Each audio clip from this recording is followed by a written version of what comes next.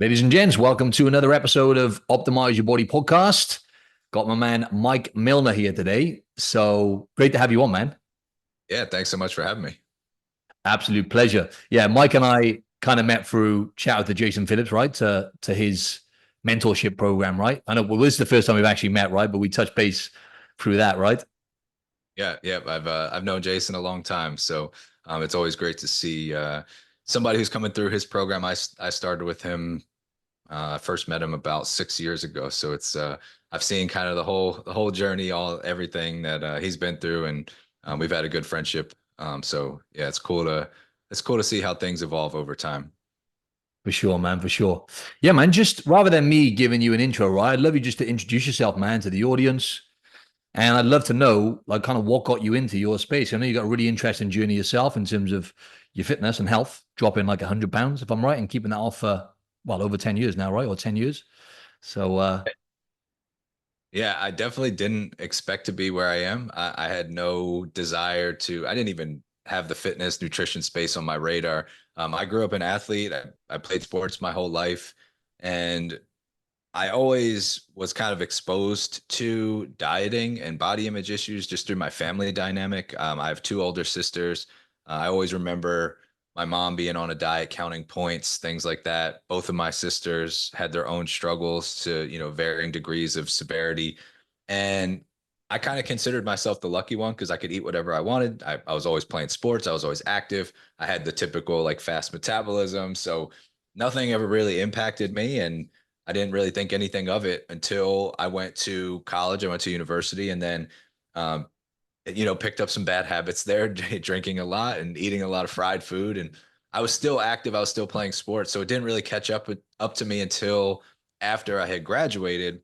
And I stayed where my school was. I met a woman there who would then become my wife, who's now my ex-wife. But we stayed, in the area where we went to school. And I was no longer doing organized sports. I was still drinking a lot. I was still eating a lot, and I was way less active. So the weight piled on very quickly without me being totally aware of it. I just kind of woke up one day and looked in the mirror and didn't recognize myself anymore. And I packed on about 80 to 100 pounds. I don't know what the exact number was because when I started trying to lose weight, I wouldn't step on the scale because I was so embarrassed. So I started doing a bunch of cardio, trying to diet my way down. And then eventually I was like, all right, I need to measure my progress. So I stepped on the scale and it was about 260. So I don't know what my top number was, but I did all the wrong things. I ate, 1,200 calories. I followed meal plans. I was, strict as I possibly could be with eating as little as possible, doing it, hours of cardio, hated cardio, but I would, sweat it out 2 hours a day. And I would lose significant amount of weight, 50 pounds, 60 pounds. And then I'd gain it all back. And then I'd start the process over again. And eventually I just kind of reached my tipping point and I was like, you know what, there's got to be a better way. And kind of found something that I could actually stick with that was sustainable. Fell in love with strength training, started working out at a gym. The owner of that gym was like, "Hey, I think you should consider being a trainer." And I was like, "All right, well, I never considered it, but it sounds interesting. Let me learn more about this." So I kind of shadowed him for a while, and he mentored me and told me to get certified. And I became a personal trainer, worked at this local gym. And I always just found that like most people were like myself, where they struggled with nutrition more than anything else. And that was they would, show up to their classes, they would show up at the gym, work out, but they were always still struggling with their body composition, with their weight. And it was always coming back to nutrition. And that was my own struggle as well. So that was really what led me down the path of getting into nutrition coaching. I started doing my own research. I took about every course certification that you could possibly think of. I wanted to know everything there was to know about human metabolism and hormone health and how our bodies work and how we lose fat and how we gain fat and how we build muscle. And I became obsessed with education and ultimately became a nutrition coach for another company.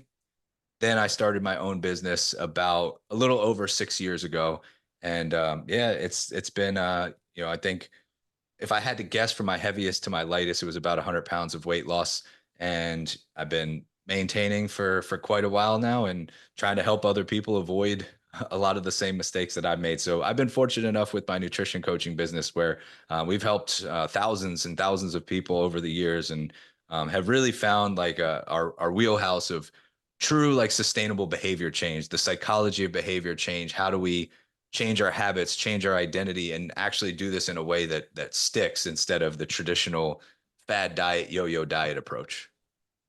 Yeah, I want to get into that, man. It's a really interesting story. And what you said then was similar to me because I was a PT face to face for about 12 years.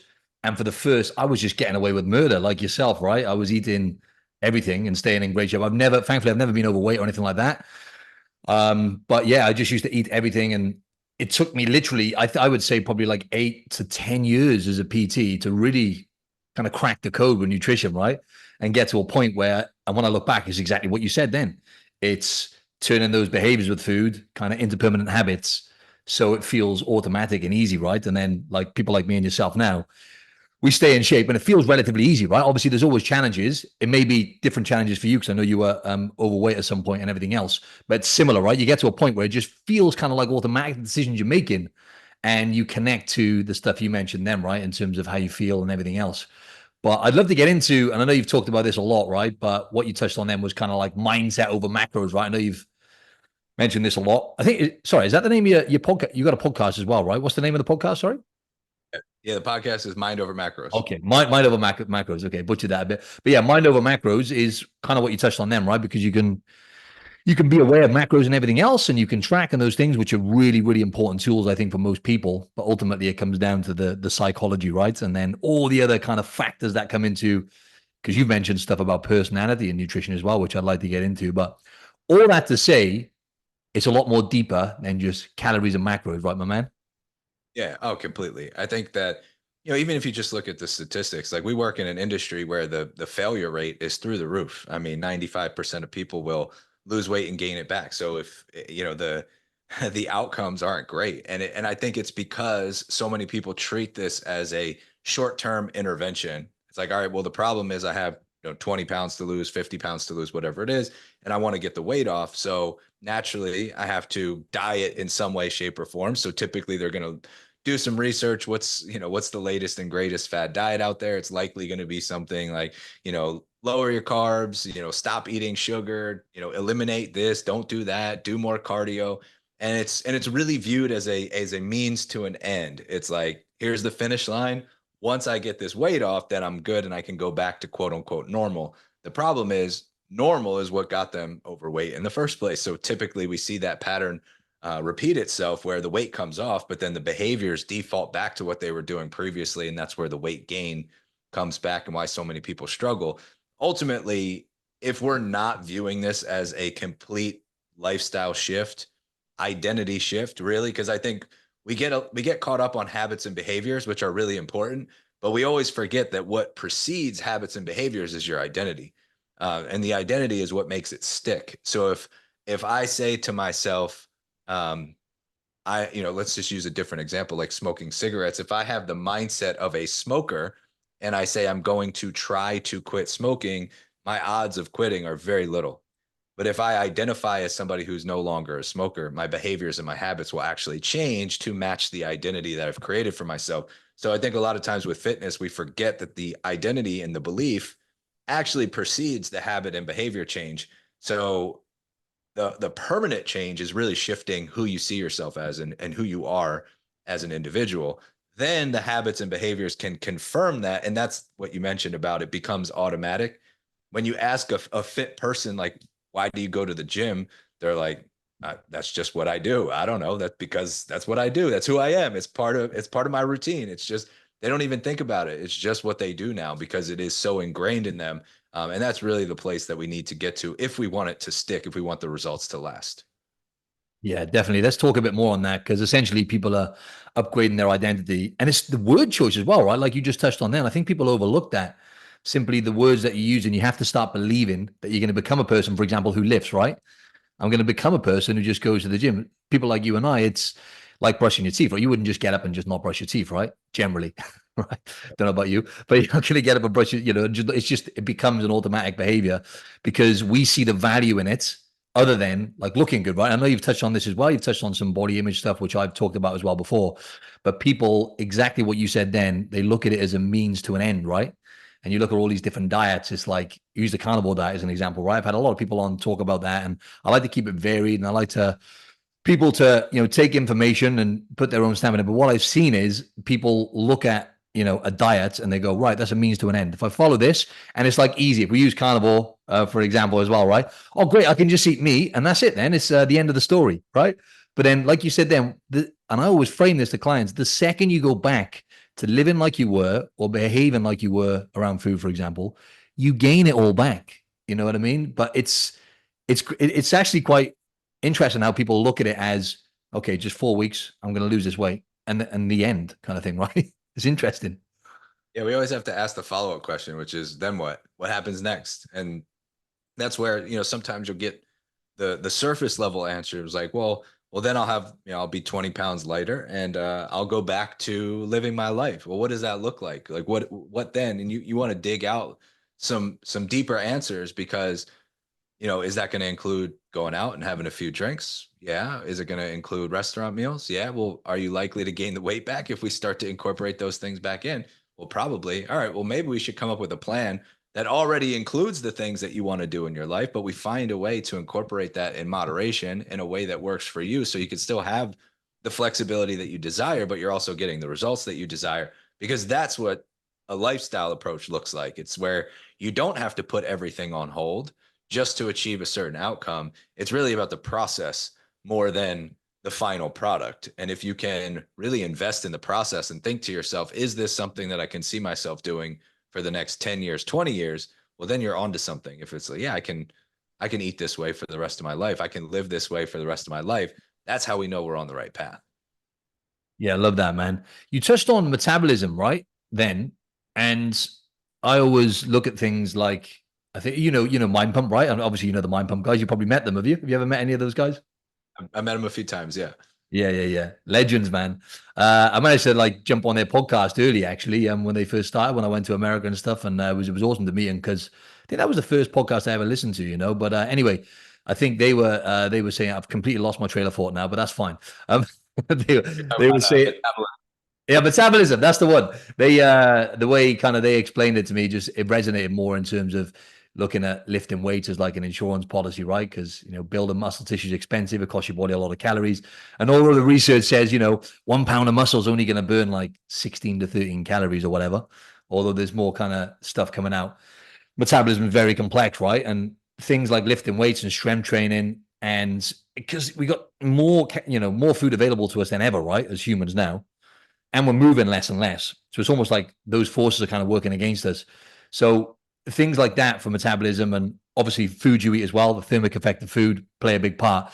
But I'd love to know what you would say are the fundamentals that you've learned with metabolism and how people can take a smart approach and essentially, get their body kind of burning more calories by itself and making it feel easier, essentially, because that's what it all comes down to, bro. What feels like the easiest approach to you that you can stick to, like you said, right? Yeah, completely. So I try to simplify it. I break metabolism down into three components: nutrition, activity, and stress. And those are really like the three. And within that, there are subcategories. So we could really go deep on, when you talk about stress in particular, we can break that down into physical stress, emotional stress, mental stress, all of that, environmental. Even with activity, we can break that up into, activity outside of the gym, your actual workouts, things like that, cardio. So, but those are really the three, high level overview. If you look at metabolism as three pillars, those would be my three pillars. So I always look at what are we doing from a nutritional standpoint to help support a healthy metabolism. And if we zoom out even further, at the end of the day, a lot of people look at our metabolism and think, oh, it's just a calorie calculator. And that's really, I think, outdated way of viewing metabolism. A more appropriate and current way of looking at it is it's a stress barometer. Your metabolism has one job in mind, which is survival. It just wants to keep you alive. It doesn't care if you have abs. It doesn't care how jacked you are. It just wants you to live and to be able to procreate. And so it's trying to keep you alive long enough so that we can keep our species going. That's all your body cares about. That's all your metabolism cares about. And it does a really good job of doing that because it's so adaptive and reactive to all of the inputs and outputs. And if we think about, stress, stress is basically the silent killer of your metabolism when it is um, chronic.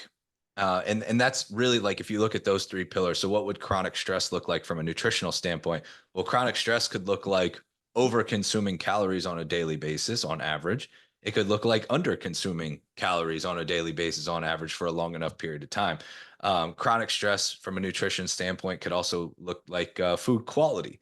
So you're always eating highly processed foods that are causing inflammation, that are difficult for your body to absorb and digest. And, there's tax on the system. You're taxing your system consistently. And again, I'm talking about chronic stress, which is really where the problems come into play. Acute stress or a short-term stressor, our bodies are fantastic and our metabolism is so good at being able to adapt and handle those acute stressors, right? Like you go into the gym, you lift heavy weights, that's an acute stress. Your body views that as a threat to survival, but it adapts immediately and you're able to recover and the threat is gone. And that's actually a positive stress. But once we have these acute stressors, like and on the activity side, or I'm sorry, when we have these chronic stressors, if we look at that on the activity side, that would be, sedentary lifestyle. You're sitting on the couch all day. You're not moving enough. That is a chronic stress. If we look at the stress pillar itself, that can be not being able to deal with difficult emotions. You don't know how to process your emotions. You're carrying trauma or that you have baggage that you're not dealing with. There's, difficult negative emotions that you go into this spiral or this negative feedback loop, and it's hard for you to get out of. So if we look at those three pillars and we understand from a high level view that your metabolism is a stress barometer, well, ultimately we want to look at those three categories and do the opposite of chronic stress. So basically it's like, how can I support a healthy metabolism? Well, eating quality food, eating enough calories, right? We're not starving ourselves. We're not over consuming. We're eating the right amount for ourselves. We're not sedentary. We're getting in good movement. We're not getting in too much movement where we can't recover. We're getting quality sleep. We're dealing with our emotions. We're, recovering effectively. So like all of these things, it comes down to how are we managing those inputs and outputs of stress so that our body doesn't constantly think that we're in this state of fighting for our lives, so to speak, because that's really what it wants you to do at the end of the day. It's all about survival. So how can we send that safety signal to your body and your metabolism consistently enough so that you're in a good spot health-wise? And typically when we're in a good spot health-wise, we're also going to be in a good place body composition-wise. Yeah, man. That resonated with me a lot. How you broke down stress then, and people don't look at that way, right? When they go into the gym, it's essentially like an insult on your body, right? It's a threat, but then that's a good thing when your body adapts and gets stronger and more resilient and everything else. But that is a big thing. That's such a big thing, right? With stress, because a lot of people struggle really to manage that. And a lot of people have coping mechanisms, which kind of don't serve them as well. And then you tie that into like sleep as well. Most people are sleep deprived as well. They're kind of I'd say the big two rocks really, like stress and sleep. But I'd love to delve a bit deeper into what you said then about, and obviously you want to ideally not eat like an asshole, right, Mike? Easier said than done though, isn't it? I mean, it's so easy just because of convenience. You go into a grocery store, you pull up an app on your phone, you're inundated with poor food choices, and it's convenient and they're delicious and and it's easy to overconsume. So you really have to create a healthy relationship with all foods, and that's not. I think what most people try to default to is they try to default to, I'm never going to eat these foods again. Well, fried food is bad for me. Donuts are bad for me. Cookies, ice cream, whatever. So I'm just going to avoid them altogether, which is not really creating a healthy relationship with food. You're basically creating a moral value system on food, which really doesn't end well. It's kind of working against your own psychology. Like if I told you to think about anything you want, think about anything in the world that you want except for a pink bear. Don't think about a pink bear, but you could think about anything else in the world. Your brain is immediately going to be like pink bear, pink bear, pink bear. It's just the way that our brains work. So when you tell yourself, I'm never going to eat sugar again, I'm not going to eat donuts, I'm not going to eat ice cream, that's all your brain is thinking about is sugar, sugar, sugar. And so eventually you're going to crack. What's more effective is to just develop a healthy relationship with those foods and how frequently you want to consume them. What's appropriate for you in terms of frequency. So I have certain quote unquote fun foods that are daily. I have some that are weekly. I have some that are monthly. And that's, I found a balance that works for me. I think everybody has to find that balance. I think if you are consistently eating like an asshole, you're pretty aware of it. And it really comes down to improving that relationship with those foods that you are consistently over consuming. I like that framework as well of fun foods, because people always use the word like cheat meal. I used to do this as well. I used to basically binge eat like an asshole for about 2 years, I think, when I used to do bodybuilding comps and everything else. I ended up, even when I wasn't competing, I basically developed a really poor relationship with food from over restricting and everything else. But yeah, I was just hitting the off button basically on the weekends and eating like an absolute asshole. And I was allocating cheat meals, right? So I used to get obsessed.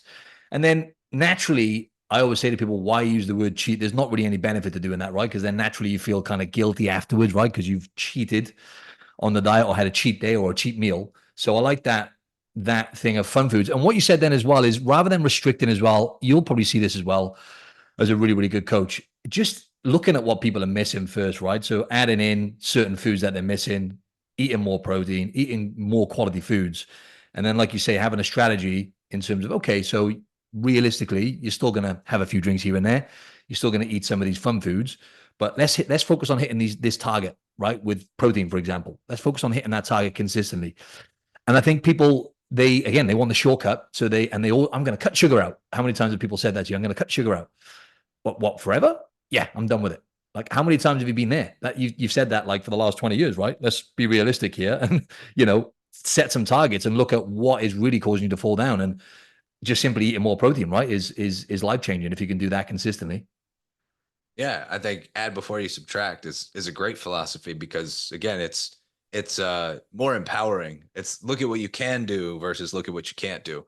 And I think that frame is more effective for consistency. So before we start, let's try this first. Before you start cutting back on sugar, let's just add more water, add more protein, add more fiber, and then see where your sugar cravings come into play because you might find that they're completely gone.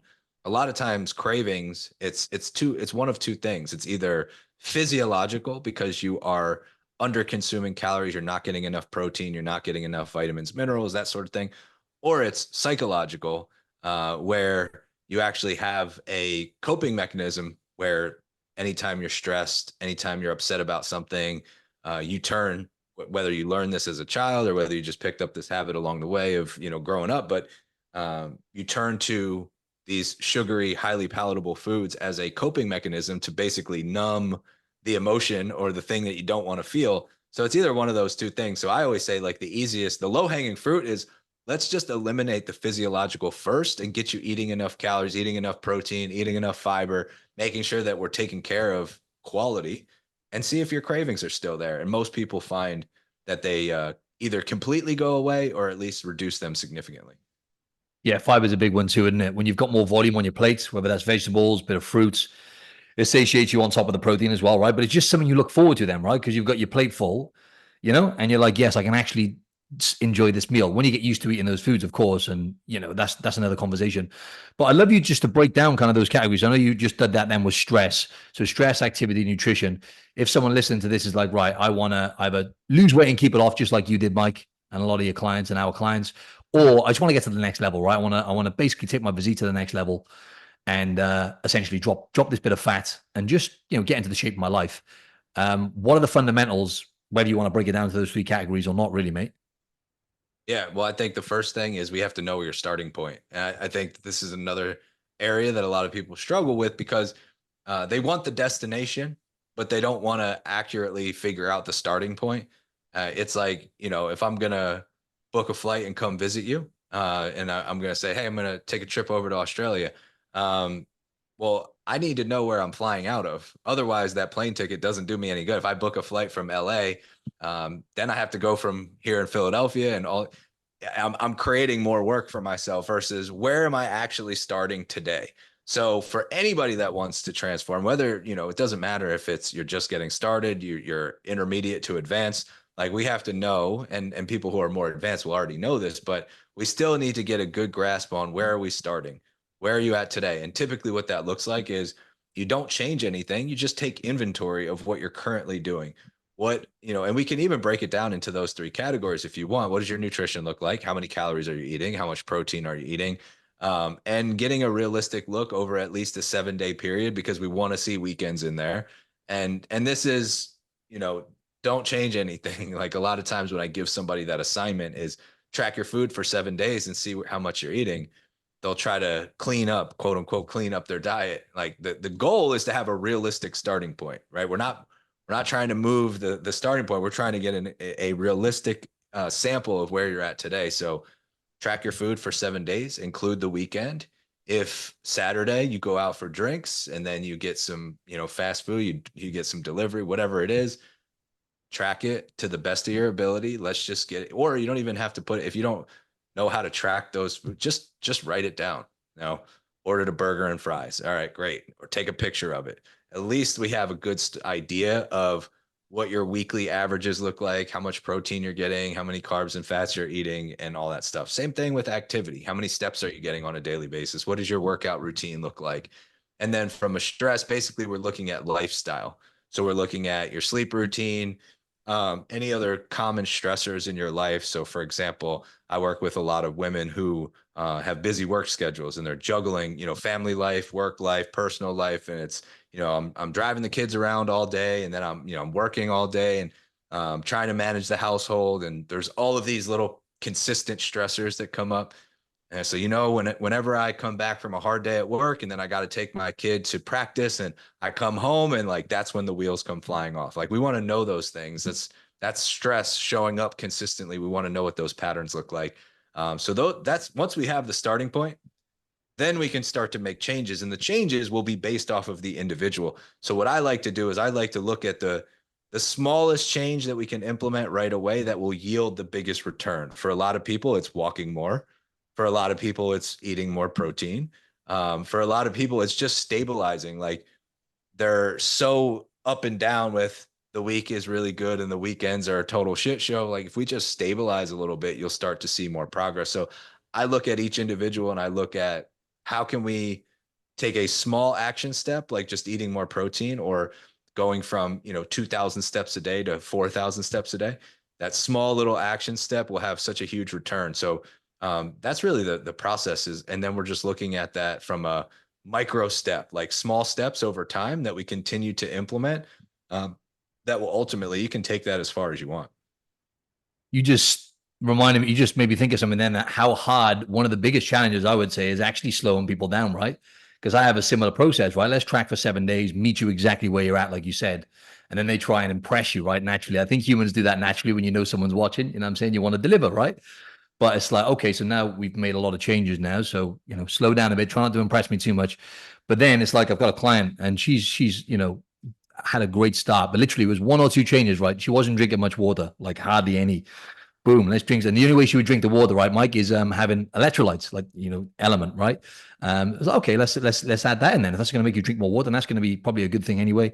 Boom. So she's gone from like, she's drinking like 3 liters a day straight away, and then tracking, eating more protein. And then I didn't even mention the movement thing, right? I was like, let's just leave that there now, right? Let's just not try and change them. And she's gone from like 3,000 steps to 10,000. I had a call with her yesterday. I was like, right, okay. So what we're going to look at is what you can sustain forever. And just going back to what we just said then, right? Because the second we go back to what you were doing, right? Remember, that's when we go backwards. So let's have a look at what you can sustain. And then, but she's managed to kind of integrate it into a lifestyle, the steps and everything else. But that's normally what I'll do as well. I'll add on like 2,000 steps because again, it's just the lowest hanging fruit really, right? But it's so hard slowing people down in it because people wanted to lose that 20 pounds 20 years ago. You know what I'm saying? Yeah. And the more things, the way that I always try to present this is sometimes I'll actually pull up, like I've built out like a little calculator on my, on like Google Sheets.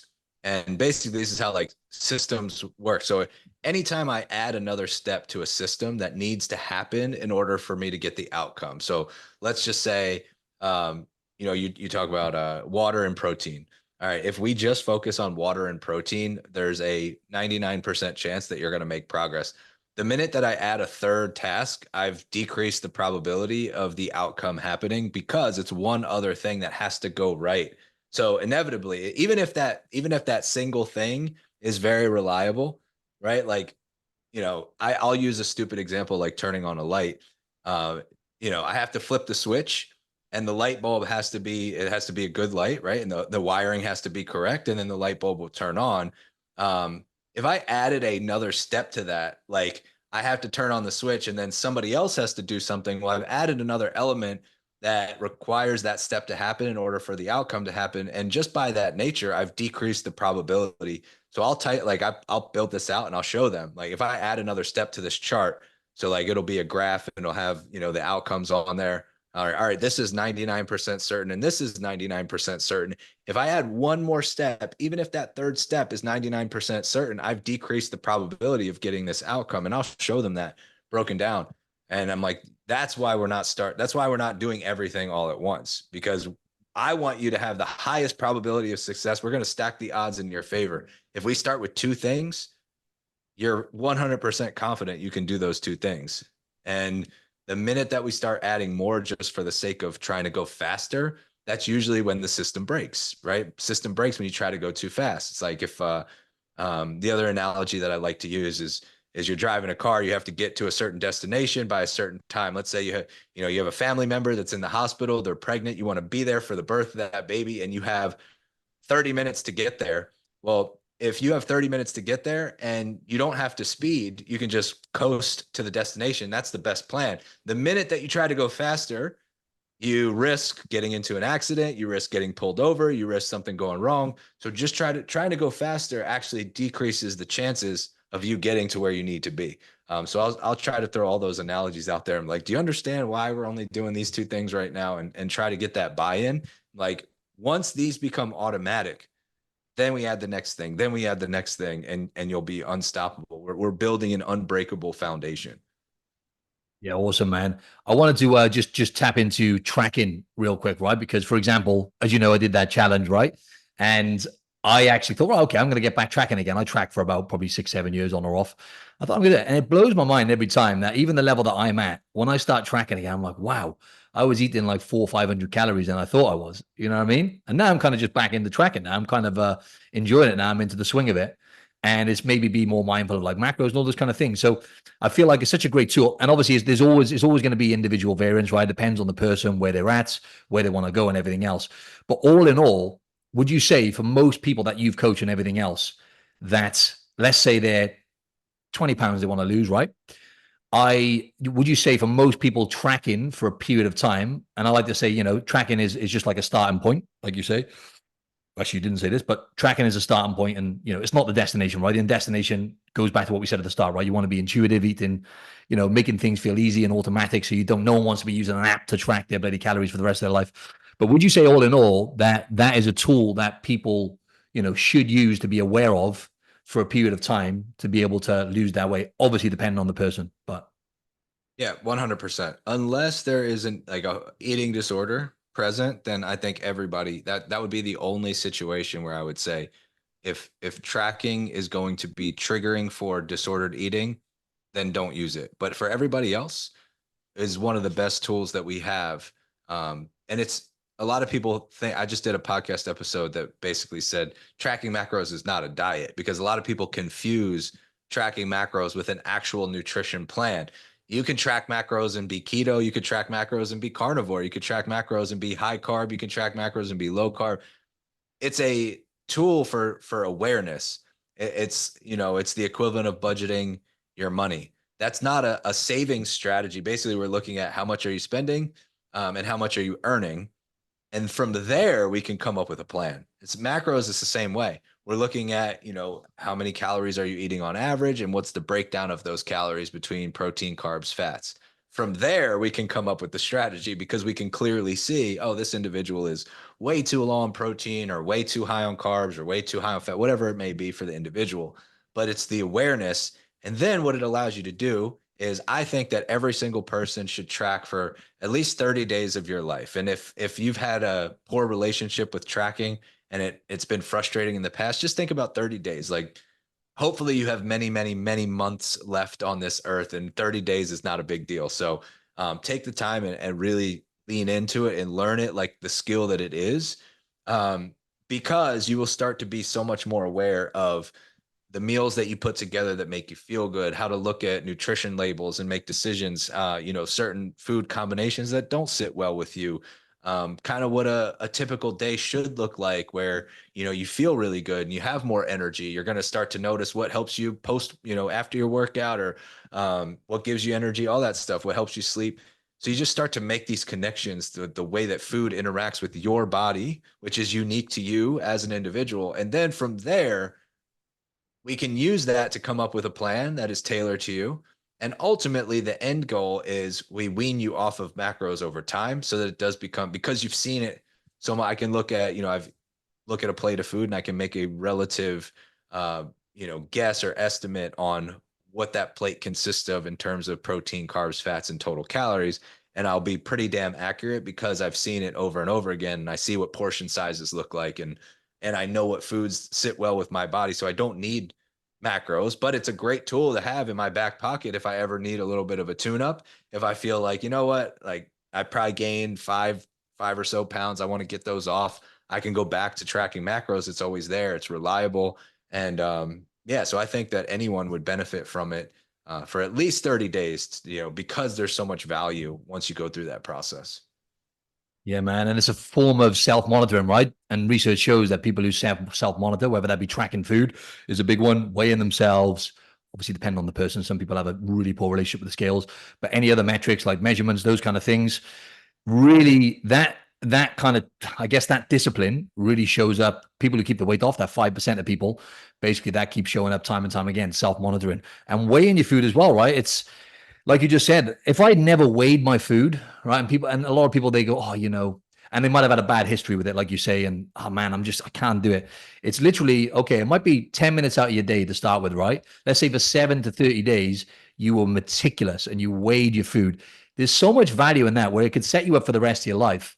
And then you can always come back to it if you want to dial things in, like you say. And how do you know, for example, what it looks like in weight if you've never weighed it as well, right? So it's like when you put like a sweet potato on the scale, for example, or what was it, a white potato, one of the two I put on the scale before, and I was like, Jesus, I thought that was like literally, it was like, I don't know, it was like 500 grams, and I just assumed it was like 150, and I'm like, geez, you know what I mean? Just like simple stuff like that. It's like if you get, and it's always better to like data. Some data is any data is good data, the way I look at it, right? Consistent data, but yeah. That's I think that's such a great tool. And I was going to say something else, and yeah, and I think it's like 40%, right? I think people eat. A recent study was people eat, I think, 40% less just when they track. And you've probably seen this before, right? You've noticed clients just naturally getting results. They might have dropped a little bit of weight or whatever else, just from literally that awareness, like you said, right? Oh yeah, and I also know for me personally, when I track, I don't snack. Like I don't pull stuff out of the cabinet and just start eating it out of the bag. It stops that habit. If I'm not tracking, I'll pick, even if it's quality. Like I'll just pick at some watermelon or mango or something that I have in the fridge, or I'll go into the cabinet and I'll grab a handful of chips because I'm not tracking. Like it's no big deal. When I'm tracking, all of that stops because I know I want to actually account for it and I want to be accountable to myself. So if I'm going to eat it, I'm going to take it. I'm going to put a serving on the plate. I'm going to weigh it out, and that's going to be logged into the app. And I know for a lot of people, they stop doing the little mindless snacking habit. Kind of goes away because they know they have to track and account for everything. So it's just one of those natural things that you will typically start to reduce some of those bad eating habits just from an awareness standpoint, because you are self-monitoring. You have a method to actually see how much you're eating. So it's one of those things that is worth the time it takes to learn how to do it, and it becomes automatic. Like I don't even think twice. It's just second nature. Throw my plate on the scale. It takes me, like some people will say, oh, it takes so much time. And I did a video for my clients where I was like, all right, here's how fast it would take me to eat this apple. So I pulled the apple out of the fridge, I rinsed it off, and I was like, all right, that was about 10 seconds. I'm like, here's how long it would take me if I weigh the apple. I pull it out of the fridge, I put it on the scale, I rinse it, and it was like 12 seconds. I'm like, all right, so it took me 2 extra seconds to see how much the apple weighed.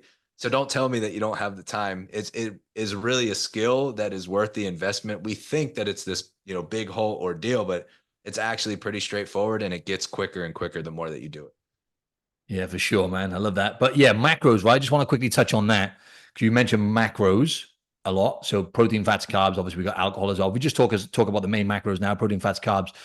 The way I look at it is protein, number one, protein and calories. You know, if people are looking to lose weight, obviously protein and calories, when those two are equated for, you know, fats and carbs don't make any difference to body composition. However, there's a lot of massive amount of personal preference, and again, variance from person to person, right? It's like generally if you've got high stress, you know, and you're having no carbs or really low carbs, generally probably not going to be ideal long term, and etc. We can go down the list there of different things. And adherence as well, if we talked about a lot, like what can you adhere to? You mentioned if you're tracking and you're having high carb, if you're a high carb person and that feels easier to you and you're getting results, fantastic. But everyone is completely different. And yeah, so how would you break that down in terms of importance with macros, for you know, I guess the average person listening? Yeah, average person, I think, like you said, protein and calories. That's really all you need to worry about. Hit your protein target. And I like to work within ranges. I think that just provides a little bit more flexibility. So instead of saying like you have to hit 150 grams of protein on the dot, I'll say, all right, try to get between 140 and 160. Because the range gives them a little bit more, like they don't have to be so meticulous and perfect. Same thing with calories. Let's try to get between 22 to 2400 calories in that range. So I like to work with ranges there.